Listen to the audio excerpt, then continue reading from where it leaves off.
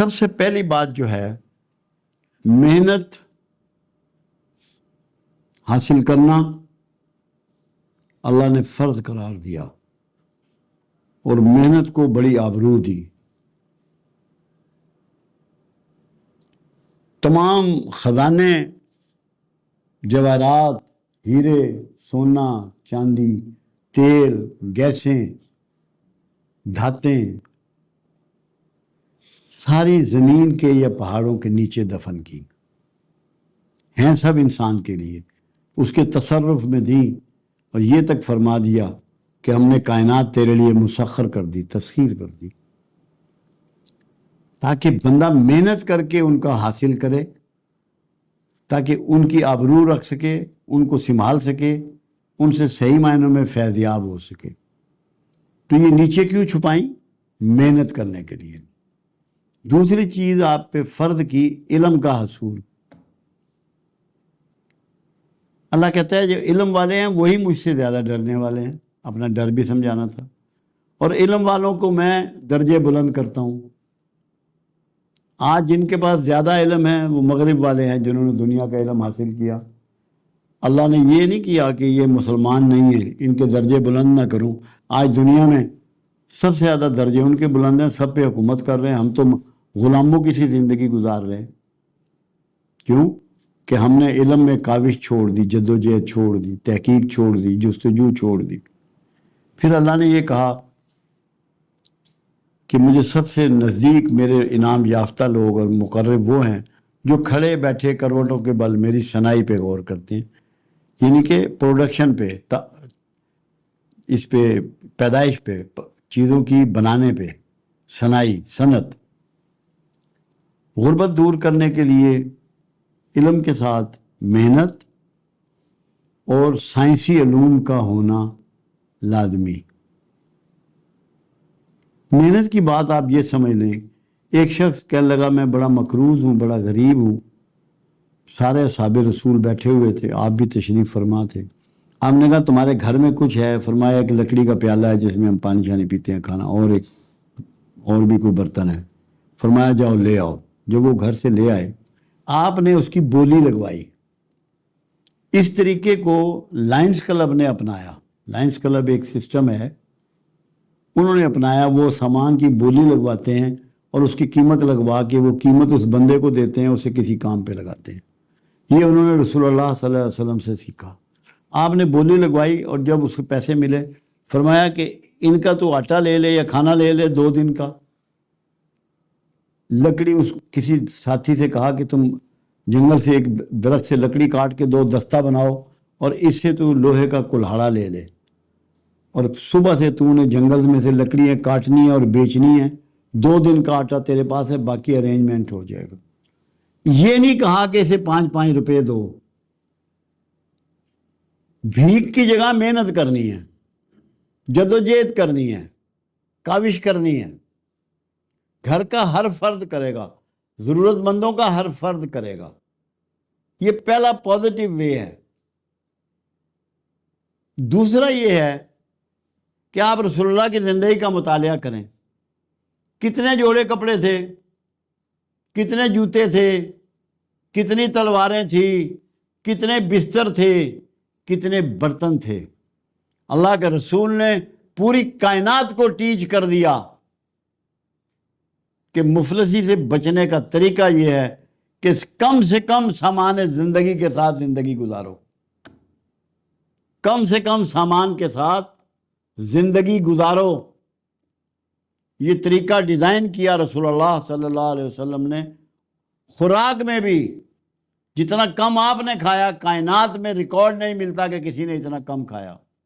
اناج تو 63 سالہ زندگی میں 1.25 من بھی نہیں کھایا۔ کتنی کھجور کھائی۔ خود عائشہ صدیقہ رضی اللہ تعالیٰ عنہ کا قول مبارک ہے کہ ہمارے گھر میں 2 مہینے چولہا نہ جلتا، کتنا کم کھاتے تھے۔ یہ ہمارے لیے ڈیزائن کیا، کیونکہ ہم پہ آپ کی پیروی فرض ہے، ہمارے لیے ڈیزائن کیا۔ اگر ہم لوگ کم سامان، کم کھانے، کم بسترے، کم جوتے، تقریب میں تھوڑے بندے، تھوڑی تقریبیں، تو کیا مفلسی رہ جائے گی؟ کیا غربت رہ جائے گی؟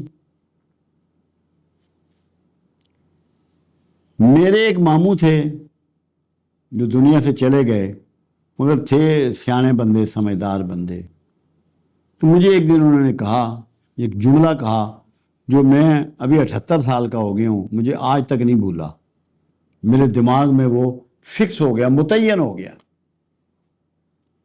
چپک گیا. کہنے لگے بیٹا اپنے روز مرہ کے اخراجات کو قابو رکھنا. شادی بیاہ کا یا مکان بنانے کا خرچہ وہ زندگی میں ایک دفعہ ہوتا ہے، اس سے آدمی غریب نہیں ہوتا. جو روز مرہ کے فالتو خرچ کرتا ہے اس کو نہیں پتہ لگتا کہ میں نے کتنا ضائع کر دیا، کتنا بڑا نقصان کر دیا. پتہ تب لگتا ہے. وہ کہنے لگے اگر تو 10 روپے روز کے فالتو خرچ کرتا ہے تو مہینے کے 300 روپے ہو گئے، سال کے 3600 روپے ہو گئے، صرف 10 روپے فالتو خرچ کرنے پہ. اور اگر تو یہ 10 روپے بچا لے گا تو نے 3600 روپیہ بچا لیا سال میں. روز مرہ کے اخراجات کو جو قوم قابو کر لے گی، اپنے سسٹم میں لے آئے گی، کم سامان، کم کھانے پینے کے ساتھ، لیوش کام چھوڑنے کے ساتھ، وہ مفلس اور غریب نہیں ہو سکتی. پھر ایک بات انہوں نے مجھے اور سمجھائی کہ بیٹا جو بھی امیر ہوا وہ بچا کر ہوا، کما کر نہیں ہوا. جو بھی امیر ہوا وہ بچا کر ہوا، کما کر نہیں ہوا. اس کی مثال دی انہوں نے کہ ایک شخص 1000 روپیہ روز کماتا ہے اور 1000 ہی خرچ کر دیتا ہے، وہ قیامت تک امیر نہیں ہو سکتا. ایک آدمی 100 روپیہ روز کماتا ہے اور 20 روپے اس میں سے بچاتا ہے، وہ امیر ہو جائے گا. کیونکہ غریب کون ہے؟ جس کی آمدن اخراجات سے کم ہے، وہ غریب ہے. امیر وہ ہے کہ جس کی آمدن اخراجات سے زیادہ ہے. تو اگر کوئی شخص اپنے اخراجات کم کر لے، کمائی نہ بھی بڑھے، تو وہ غریب نہیں ہو سکتا. پھر غربت کے لحاظ سے 2 باتیں اور بھی ہیں جو آقا نے کہیں کہ کفر سے قریب ترین چیز جہالت اور غربت ہے. اگر انسان محنت شروع کر دے، علم حاصل کرنا شروع کر دے، کم سامان کے ساتھ زندہ رہنا شروع کر دے، تو غربت اور جہالت دونوں سے بچ جائے گا. پھر فرمان رسول ہے صلی اللہ علیہ وسلم کہ جس نے میانہ روی اختیار کی وہ کبھی مفلس نہیں ہوگا.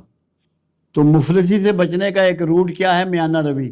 عام زندگی، خاص مت بنو، پاٹے خاں نہ بنو، چیمپئن مت بنو کہ بندہ آ گیا مہمان، بوتلیں لے آؤ جی دوڑ کے. ارے بھائی سادہ پانی بھی پیش کر سکتے ہو. وہ ناک کے لیے زندہ نہ رہو، ناک نہیں رندہ. بات کو سمجھو.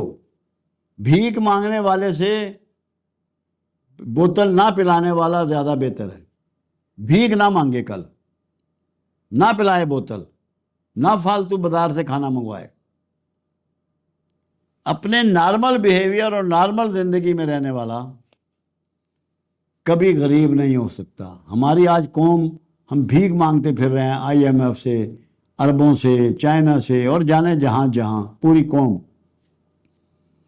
اگر ہم یہ فیصلہ کر لیں، ہمارے لیڈر لوگوں کو باور کرائیں، سمجھائیں کہ ہمیں اس سطح پہ رہنا ہے جس سطح پہ کملی والے نے زندگی گزاری. کیا حسین بات تھی. اللہ کے رسول کا معیار زندگی یہ تھا کہ ایک جو عرب کا سب سے غریب آدمی تھا وہ بھی کملی والے کو اپنا سکتا تھا. اسے الجھن نہیں تھی کہ میں اس کو کیسے ملوں.